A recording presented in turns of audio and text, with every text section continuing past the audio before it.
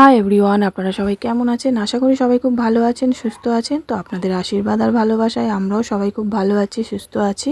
তো আমার আরও একটি নতুন ভিডিওতে আপনাদের সবাইকে জানাই অনেক অনেক স্বাগত। আশা করি আমার এই ভিডিওটিও আপনাদের ভালো লাগবে। যদি ভালো লাগে তাহলে একটা লাইক করে দেবেন, আর ভিডিওটি কেমন হয়েছে অবশ্যই কমেন্ট করে জানাবেন। ভিডিওটি যদি একটু হলেও ভালো লাগে তাহলে চ্যানেলটি সাবস্ক্রাইব করে পাশে থাকার জন্য অনুরোধ রইল। তো এখন বেলা অনেকটাই হয়ে গেছে। তো এখানে ছেলের জন্য খাবার বসিয়েছি। আজকে ছেলেকে দেব খিচুড়ি বানিয়ে। আজকে যেহেতু শনিবার, আমাদের তো নিরামিষ, তো ভাবলাম ছেলেকে নিরামিষ কিছু বানিয়ে দিই। তো এই গোবিন্দভোগ চাল ডাল দিয়ে আর একটু সবজির মধ্যে কুমড়ো দিয়েছি, দিয়ে ওকে খিচুড়ি বানিয়ে দেব। আলুটা খুব একটা ওকে দিই না, আর আজকে না সবজিও নেই বাড়িতে সেরকম একটা। আমাদের পাড়াতেই একটা কাকু সবজি নিয়ে আসেন, উনি প্রতিদিনই আসেন, তো ওনার কাছ থেকেই সবজি নেওয়া হয়। যেহেতু এখন আসছেন না, তো সেই কারণে না একটু প্রবলেম হচ্ছে। আর আমাদের বাড়ি থেকে তো বাজারটা অনেকটাই দূরে, তো সেই কারণে সবজি প্রতিদিন তো সবজি নিয়ে মানে আনাটা সম্ভব নয়। তো উনি আসলে অনেকটাই সুবিধা হয়, প্রতিদিন টাটকা টাটকা সবজি মানে খাওয়া যায়। তো উনি এখন আসছেন না, ওনাদের মানে গ্রামে কি উৎসব আছে মনে হয়, সেই কারণে আসছেন না, বলে গেছেন আসবেন না কদিন। তো কদিন পর আবার আসবেন। তো এদিকে দেখুন ছেলের খাবার বসিয়ে দিয়েছি। কুমড়োটা হালকা করে একটু মাখন দিয়ে ফ্রাই করে নিয়েছি, আর চাল আর মুগের ডালটা, গোবিন্দভোগ চাল মুগের ডালটা আমি হালকা করে মানে ধুয়ে, হালকা করে বলছি সরি, মানে ভালো করে ধুয়ে আর দিয়ে দিয়েছি। আর দিয়েছি সামান্য একটু হলুদ, একটু জিরে গুঁড়ো আর স্বাদ মতো লবণ।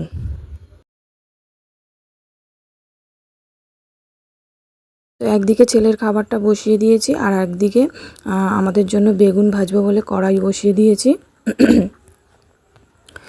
বেগুন আর পটল ভাজবো। আজকে তো নিরামিষ, তো সেই কারণে মানে নিরামিষের দিনে শাশুড়ি মা এদিকে রান্না করে গেছেন সকালবেলা, কারণ মামা তো খাবার নিয়ে গেছে, তো মামার জন্য করে দিয়েছে ভাত, মানে মুগের ডাল করেছে উচ্ছে দিয়ে, আর বেগুন ভেজে দিয়েছিল, মামা নিয়ে চলে গেছে কাজে। আর আমাদের জন্য মানে পরে বেগুনই করবেন বলেছিলেন, তো উনি তো কাজে চলে গেছেন, আমি জানি না, আমাকেও বলে যায়নি যে উনি কী করবেন। তো আগের দিনে কথা হয়েছিল যে ভাত ডাল আর বেগুন ভাজা হবে, তো আমি সেই অনুযায়ী বেগুন ভাজা, আমি উনি কখন আসবেন আবার করবে, তো আমি সেই অনুযায়ী বেগুন আর পটল ছিল, তো ওগুলোই ভাজা করব বলে কেটে নিয়েছি। আর এদিকে বেগুন আর পটলগুলোকে না আমি আগে থেকে নুন হলুদ আর সামান্য একটু মিষ্টি দিয়ে মাখিয়ে রেখেছিলাম। এইভাবে মাখিয়ে রাখলে না, মাখিয়ে ভাজলে পারে খুব সুন্দর খেতে লাগে, জানেন তো, হালকা একটু মিষ্টি মিষ্টি লাগে, তো খুব ভালো লাগে। আর এদিকে দেখুন ছেলের খাবারটা তো মানে 4-5টা সিটি দিয়ে নামিয়ে নামিয়ে মানে বন্ধ করে রেখেছিলাম। তো এখন খুলে দেখি না অনেকটাই জল আছে, তো সেই কারণে আবার ওকে মানে খাবারটা আবার বসিয়ে দিলাম, জলটা একটু মানে কমানোর জন্য।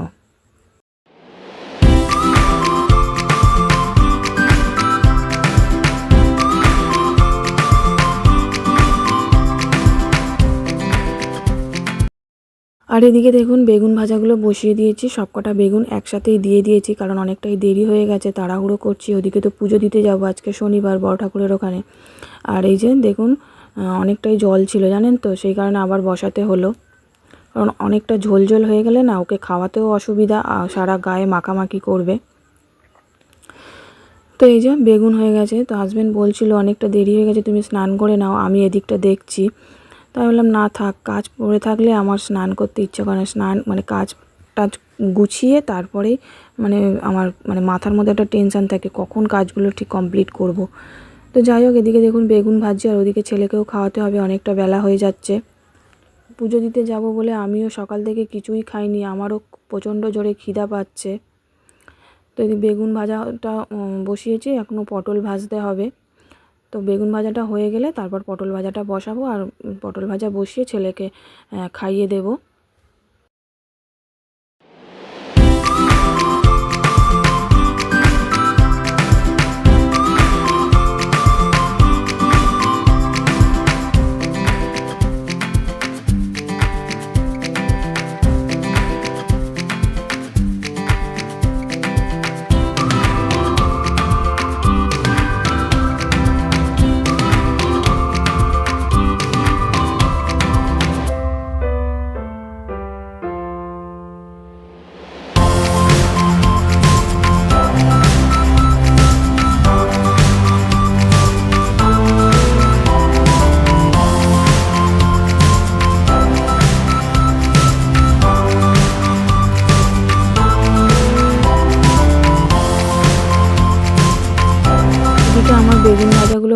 গেছে, এক এক করে আমি তুলে নেব।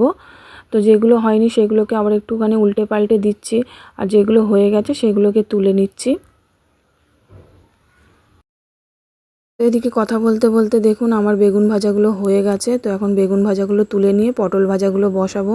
আর ওদিকে ছেলের খাবার তো হয়ে গেছিলো, মানে কয়েকটা সিটি দিয়েছি, তো অনেকটা জল ছিল বলে ওটাকে আবার বসালাম। এই যে সবকটা বেগুনি ভাজা হয়ে গেছে, তুলে নিয়েছি। এবার পটলগুলো দিয়ে দেবো। আর এদিকে দেখুন ছেলের খাবারটা রেডি হয়ে গেছে। তো পটল ভাজাগুলো তেলের মধ্যে দিয়ে তারপর আমি ছেলেকে খাওয়াবো। ওদিকে পটল ভাজাগুলো দিয়ে দেবো, দিয়ে তারপরে ছেলেকে আমি খাওয়াতে শুরু করবো, কারণ ওকে খাওয়াতেও তো অনেকটা টাইম লেগে যাবে না।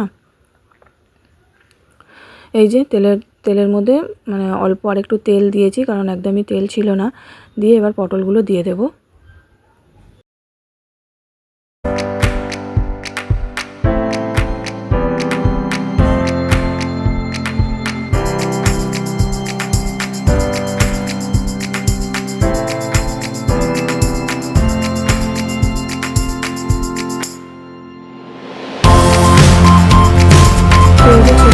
খেলা করছে, ওকে স্নান করিয়ে দিয়েছি, তো এখানে খেলা করছে। তো ওকে এখন খাইয়ে দেব। যে নিজে নিজে একা একা খেলা করছে, আর ওর পাপা ওদিকে কাজ করছে, আর ও এখানে বসে বসে খেলা করছে। আর আমি ওকে খাওয়াচ্ছি, খাওয়াতে খাওয়াতে মানে পটলটা ভেজে নেব।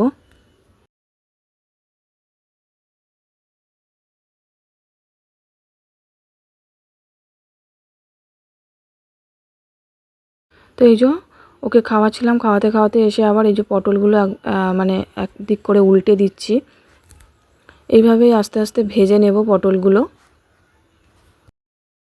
এই দুবেলা দুমুঠো খাওয়ার জন্য সকাল থেকে উঠে কতই না পরিশ্রম করতে হয়। আমরা যারা মানে হাউসওয়াইফ তারাও কত পরিশ্রম করি, আর যারা মানে বাড়ির ছেলেরা তারাও বাইরে গিয়ে, আমরা তো ঘরে বসে পরিশ্রম করি আর তারা বাইরে গিয়ে পরিশ্রম করে। তো যাই হোক, আমাদের এর জন্যই কত কিছু, কত লড়াই, কত ঝগড়া, এই দুবেলা দুমুঠো খাওয়ার জন্যই।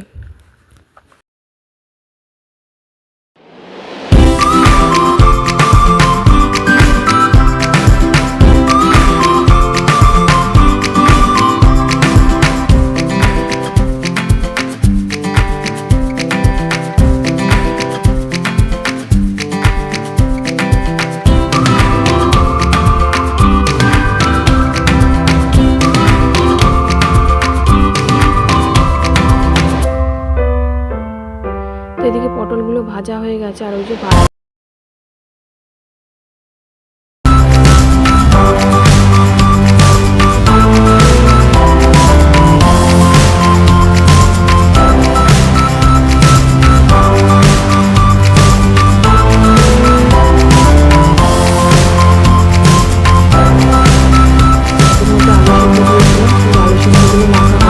তো সেই কারণে এখানে লঙ্কাগুলো ভেজে নিচ্ছি। একটা শুকনো লঙ্কা দিয়েছি আর 3খানা কাঁচা লঙ্কা দিয়েছি, কারণ হাজব্যান্ড আবার শুকনো লঙ্কা খেতে চায় না, তো সেই কারণে ওর জন্য কাঁচা লঙ্কা দেওয়া হয়েছে।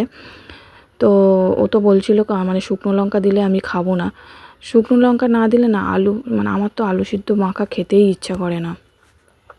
তো সেই কারণে এখানে এই কটা লঙ্কা মানে 4টের মতো লঙ্কা ভেজে নিচ্ছি আলু সিদ্ধ মাখবো বলে।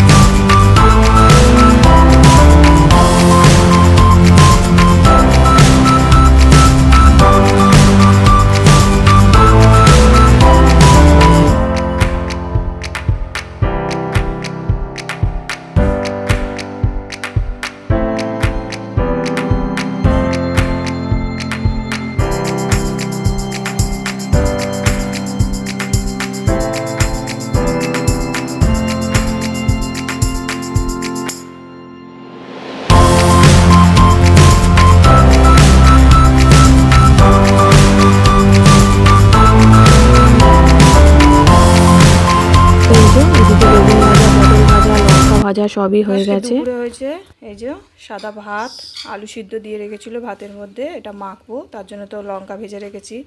এদিকে আছে উচ্ছের ডাল, উচ্ছে দিয়ে মুগ ডাল, বেগুন ভাজা, পটল ভাজা, আর এই যে লঙ্কা ভেজে রেখেছি, একটা শুকনো লঙ্কা আর 3টে কাঁচা লঙ্কা কারণ হাজব্যান্ড আবার শুকনো লঙ্কা খেতে চায় না, তো ওর জন্য আবার কাঁচা লঙ্কা ভেজে রেখেছি। আর এই যে ছেলেকে খাওয়াচ্ছিলাম, ছেলের জন্য তো খিচুড়ি বানিয়ে দিয়েছি। তাহলে এই হচ্ছে আজকে আমাদের দুপুরের মেনু। এখনও স্নান হয়নি, স্নান করব। ওদিকে শাশুড়ি মা ঠাকুর দিচ্ছেন, ছেলে খেলা করছে। আমি আজকে আবার শনিবার পুজো দিতে যাব বলে শাড়ি পরে রেডি হয়ে গেছি। আজকে ওই বড় ঠাকুরের মানে বড় বাবার কাছে পুজো দিতে যাব, সেই কারণে শাড়ি পরেছি। নাহলে শাড়ি তো খুব একটা পরা হয় না, তো যখন পুজো দিতে যাই তখনই শাড়ি পরি। তো ওই যে শাড়ি পরে রেডি হয়ে গেছি, পুজো দিতে যাব। আমরা 3 জনেই যাব, ছেলেকেও রেডি করে দিয়েছি, এবার বেরাবো। তো মানে আমি দিনের বেলায় পুজো দিয়ে আসি দুপুরবেলা, কিন্তু আজকে দেরি হয়ে গেছে বলে আর দুপুরবেলা যাওয়া হয়নি। তো এই সন্ধেবেলা এখন পুজো দিতে যাচ্ছি। আমরা এদিকে পুজো দিতে চলে এসেছি। মানে মন্দিরটা আমাদের বাড়ি থেকে কাছাকাছি, মানে হেঁটে ওই 5-10 মিনিট লাগে। তো আমরা 3 জনে এসেছি, আমি, ছেলে আর হাজব্যান্ড। তো এখানে আমি ছেলেকে কোলে নিয়ে হাজব্যান্ড দাঁড়িয়ে আছে, আর আমি এখানে পুজো দিয়ে নিচ্ছি। মানে ব্রাহ্মণ ঠাকুর এসে গেছেন। তো এদিকে প্রচণ্ড পরিমাণে হাওয়া দিচ্ছিলো, জানেন তো। মানে ধূপ মোমবাতি ধরাতে এতটাই কষ্ট হচ্ছিলো, মানে ধরতেই চাইছিল না, এত পরিমাণে হাওয়া দিচ্ছে, বারবার খালি নিভে যাচ্ছে, যতবার ধরাচ্ছি ততবার নিভে যাচ্ছে। আর আমি এদিকে যে লাইটারটা নিয়ে গেছিলাম ধরাবো বলে, তো সেটা দিয়ে তো ধরানোই যাচ্ছে না। লাস্টে ওখানে যে মানে মোমবাতি জ্বলছিল সেখান থেকেই ধূপটা ধরিয়ে নিয়েছিলাম। এমনিতে তো আমি ওই দুপুরবেলা করে এসে দিয়ে যাই, আর আজকে যেহেতু অনেকটা বেলা হয়ে গেছে সেই কারণে আর দুপুরবেলা আসা হয়নি। তো এই সন্ধ্যাবেলা এসছি, সন্ধ্যাবেলা খুব একটা আসি না, দুপুরবেলাই আসি। এখন যেহেতু হাজব্যান্ড বাড়িতে আছে সেই কারণেই মানে সন্ধ্যাবেলায় এলাম, নাহলে দুপুরবেলায় দিয়ে যাই আমি। মানে এত পরিমাণে হাওয়া দিচ্ছিল যে ধূপ মোমবাতি আমি ধরাতেই পারছিলাম না। তো শেষমেশ ধরিয়েছিলাম।